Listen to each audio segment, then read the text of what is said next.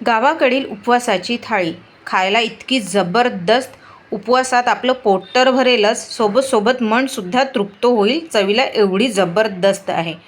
भात इथे मी भगर म्हणजे वरईचा भात बनवलेला आहे, जो एकदम सॉफ्ट सॉफ्ट आणि मऊ मऊ आहे.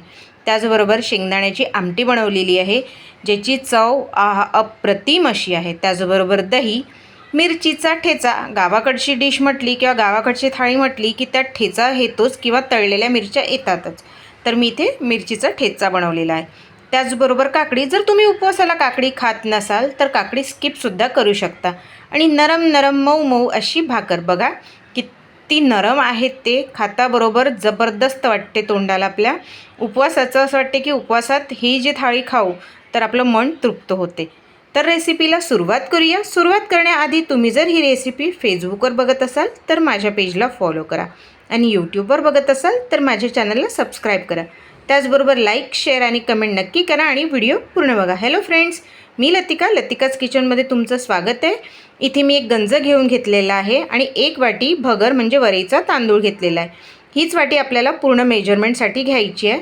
तर मी वरईच्या तांदळाला स्वच्छ 2 पाण्याने धुवून घेतला आणि याच वाटीनी 2 वाटी पाणी घालणार आहे. मेजरमेंट अगदी बरोबर घ्यायचं, कारण की नाहीतर मग एकदम तो खिरीसारखा तांदूळ बनेल, एकदम जास्त पातळ बनेल. म्हणून 1 वाटी वरईचा तांदूळ घेतला आहे तर मी 2 वाटी पाणी घालून याला कुकरमध्ये शिजायला मांडते आहे. तिथे चवीपुरतं मी मीठ घातलेलं आहे. मीठ उपवासाचं आहे, सेंधव मीठ, ते टाकून मी कुकरमध्ये चढवून दिलेलं आहे. तेच होत आहे तोपर्यंत इथे मी ठेचा वाटून घेते. मिरच्या घातलेल्या आहे, त्यात चवीपुरतं मीठ घालते आहे. बघा, तुम्ही हवं तर जिरं आणि आलंसुद्धा घालू शकता, पण मी इथे जिरं आणि आलं घातलेलं नाही आहे. याला मी मिक्सरमध्ये जाडसर वाटून घेतलेलं आहे. बघा, अशा प्रकारे आपल्याला वाटून घ्यायचं आहे. आता याला मी थोडं फ्राय करते, म्हणजे जो मिरचीचा कच्चा फ्लेवर येतो, कच्चा स्वाद येतो, तो निघून जाणार. तर मी इकडे छोटं पॅन ठेवलेलं आहे, त्यात मी तेल घालते आहे. साधारणतः 2 चमचे मी तेल घातलेलं आहे. त्यात मी ठेचा घालून घेते आहे. थोडा ठेचा मी आमटीसाठी उरवून ठेवणार आहे.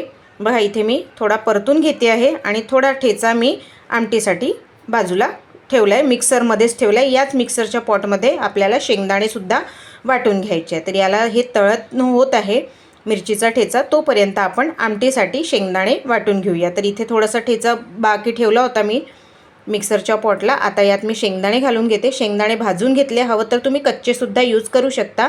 मी याची साल काढलेली नाही आहे, तुम्ही सालसुद्धा काढू शकता. याला छान मी बारीक वाटून घेतलं आहे पाणी घालून, म्हणजे एकदम छान बारीक पेस्ट होते. तर आता आपण आमटी करून घेऊया.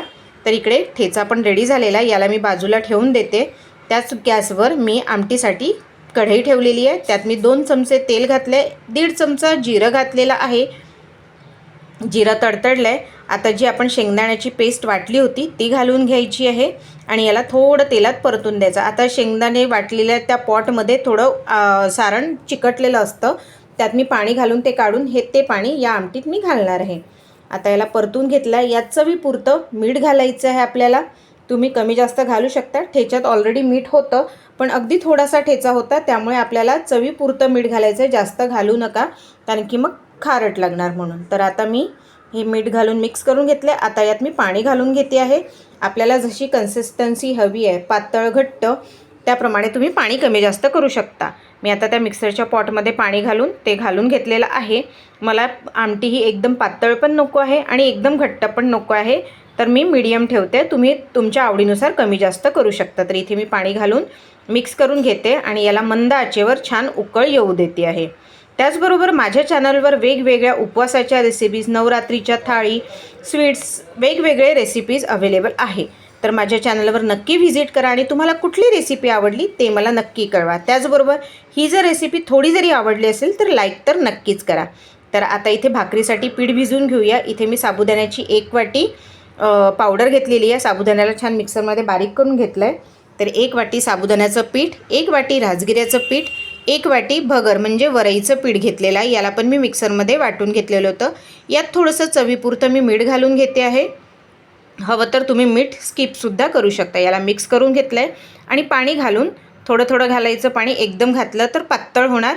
थोडं थोडं घालून याला भिजवून घ्यायचं. भिजल्यानंतर याला 10 मिनटं रेस्ट करू द्यायचं, म्हणजे भगर म्हणजे वरईचा तांदूळ, साबुदाणा हे छान मुरेल. आता याला 10 मिनटं मी रेस्ट करू देते. तोपर्यंत इकडे आपल्या आमटीला उकळी आलेली आहे, ही पण रेडी झाली. हिला बाजूला ठेवते. तुम्ही जर उपवासात कोथिंबीर खात असाल तर तुम्ही कोथिंबीरसुद्धा टाकू शकता. तर इथे 10 मिनटं झालेली आहे. आपलं पीठ भाकरीचं रेडी झालेलं आहे. त्याला मी मळून घेते एकदा थोडंसं पाण्याचा हात घेऊन, म्हणजे आपल्याला भाकरी बनवता आली पाहिजे. तर छान मळून घेतलेलं आहे. आता मी इथे राजगिऱ्याचं पीठ घेतलेलं आहे.